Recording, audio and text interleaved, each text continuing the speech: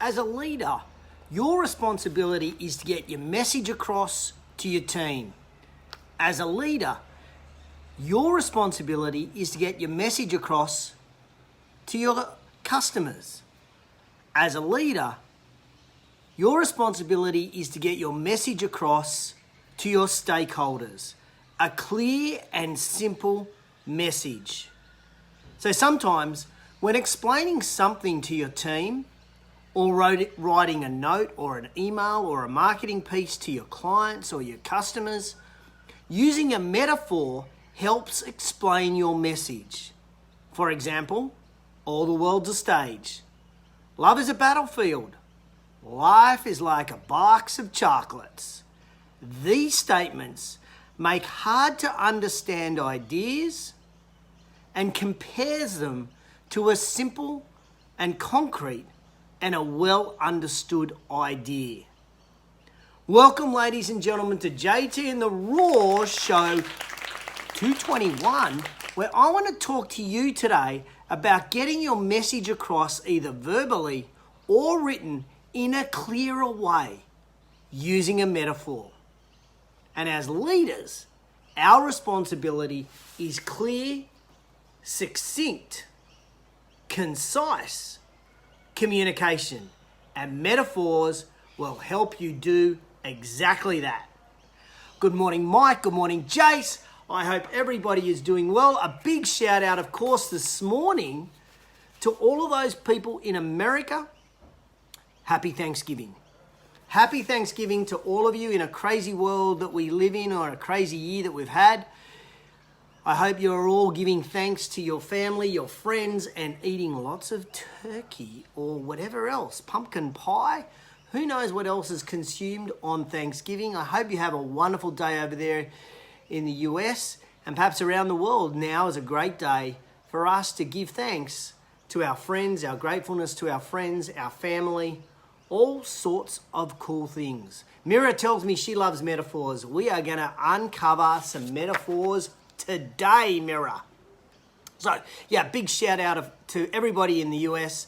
I don't think many of you will be watching today because you will be already eating. All right, so let's talk about metaphors. One effective... what am I saying? Let's start again. Because this week I had a round table meeting, which was weird in itself. I had a face-to-face catch-up with a bunch of clients. Haven't done that since February. So this week at a round table meeting, one of the owners used a metaphor to describe the feeling, his feeling about being part of the round table. Instantly, in fact, before he had actually finished the metaphor, I could vividly picture the concept that he was explaining. It gave me a really great idea of what he was trying to say, because he took this difficult, challenging, perhaps unusual idea and compared it to a simple, concrete, well understood idea. I was able to see it. So I did some research, and this week I read that the master author, Stephen King, some of you may know some of Stephen King's work, he says metaphors improve comprehension because they enable people to see an old thing in a new and vivid way. For this reason, he says, metaphors are a kind of miracle that occurs between a writer or a speaker and their reader or their listener. A miracle. Wow, what a description from Stephen King. Good morning, Alyssa over there in New Zealand. Hope you're doing well. Metaphors are important because they help us abide by the simple and important rule, show, don't tell. We use metaphors to give a picture of what is being discussed, to help understand a concept, and make a verbal or a written story often more interesting. One effect that a metaphor can have is that it creates connection and it creates empathy, as it allows us to deliver more than just the literal significance. It allows us to understand something at a deeper level. deeper than literal description. Again, when researching for today, I found that metaphors actually go beyond just comprehension and demonstration. And if we can use a metaphor as a leader when we're trying to describe something to our team or in our marketing or to stakeholders, it can actually change the way we think of a concept at an unconscious level. I never knew what I'm about to share with you. This is quite fascinating. In 2011, a study was conducted where half of the participants read about a crime-ridden city, where the criminal element was described as a beast preying upon innocent citizens. So they used an animal metaphor. A second group read essentially the same description of the city, only it described the criminal element as a disease that plagued the city. So they used the disease metaphor. So later, when both these groups were asked, how would you solve this criminal issue? How do you rid the country of this criminal issue, or rid the city of these criminal issues? Those who read the animal metaphor suggested controlling strategies. For example, increasing police presence or stricter penalties. But those who read the metaphor that described the crime-ridden city as a disease, they suggested a diagnostic or a treatment strategy, seeking out the primary cause of the crime wave, or bolstering the economy. You can change the way people see things by using metaphors. You can change the way people want to react or are going to react by using metaphors at that deeper level. But the key for me, dumbing it right down for people like me, is that many people are visual. Have you ever explained to a team a concept, something you want them to do, an issue that we have in a business, and you've kind of got halfway through explaining it to the team, and you've just watched their eyes glaze over, just like they've probably seen, I don't know, Bigfoot, a Yeti, the Loch Ness Monster, something unbelievable, their eyes have just glazed over. You've lost them. They now don't get the message. It's very hard to get them back once those eyes glaze over. Your job as a leader is to bring the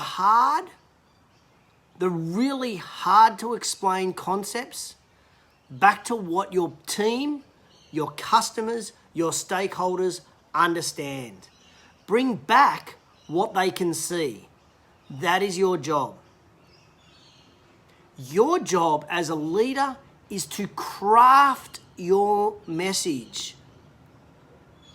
Sometimes I think as leaders, we don't take enough time to get clarity around the message that we want to give to our team, whether that be, or our community, whether that be a marketing message or a communication message. We just don't take enough time to be able to get that message succinctly and correct so that people get it. Oh, Timmy Felton's just said, my old English teacher would be proud, JT. My old English teacher. Oh, I can't even think. I think Mr. Fowler might have been an English teacher I had, Timmy.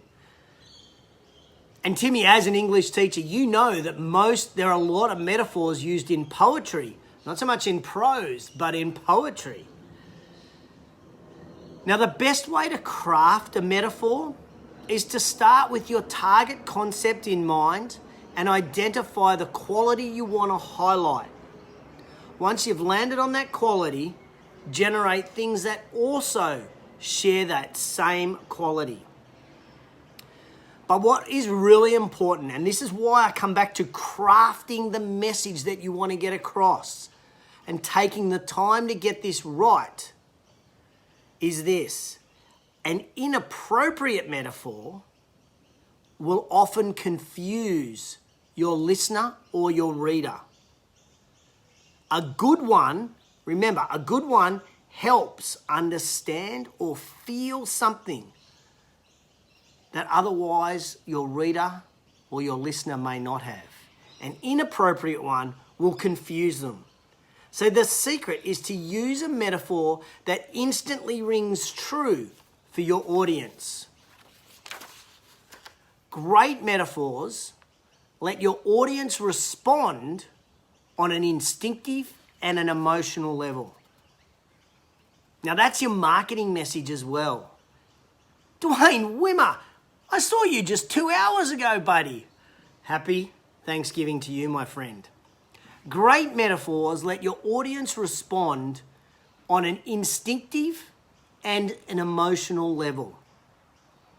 So whether you're speaking or whether you're writing, you create that emotional impact on somebody. Ladies and gentlemen, as leaders, one of our core responsibilities is communication, verbal or written. And metaphors will help get that message across.